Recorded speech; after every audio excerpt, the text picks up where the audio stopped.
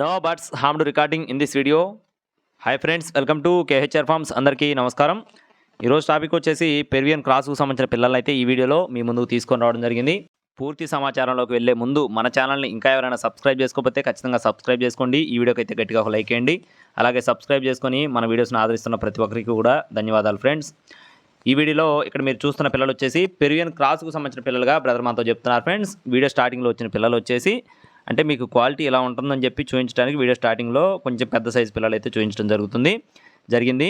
ఇక్కడ కనపడుతున్న పిల్లలు వచ్చేసి మొత్తం 30 పిల్లలు ఉన్నాయి. 30 పిల్లలు కూడా పెరువియన్ క్రాస్కు సంబంధించినవి. 4 నుండి 5 రోజుల మధ్యలో వీటి వయసులోనే ఉంటాయని చెప్తున్నారు ఫ్రెండ్స్. 4-5 రోజుల వయసు కలిగిన పిల్లలుగా బ్రదర్ మనతో చెప్తున్నారు. మొత్తం పెరువియన్ క్రాస్కు సంబంధించిన 30 పిల్లలు. క్వాలిటీల పరంగా చూసుకున్నట్లయితే అన్నీ కూడా చాలా మంచి బ్లడ్ అనేది సంబంధించిన పిల్లలుగా బ్రదర్ మనతో చెప్పారు. మీకు ఇంకా ఏదైనా వీటికి సంబంధించిన ఫాదర్ మదర్ ఫొటోస్ కావాలనుకుంటే బ్రదర్ అయితే మీకు వాట్సాప్లో షేర్ చేయడం జరుగుతుంది.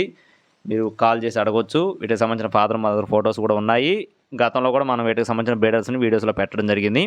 అడ్రస్ వచ్చేసి బాపట్ల జిల్లా తెనాలి దగ్గర కొల్లూరు ఫ్రెండ్స్. బాపట్ల జిల్లా తెనాలి దగ్గర కొల్లూరు అండి.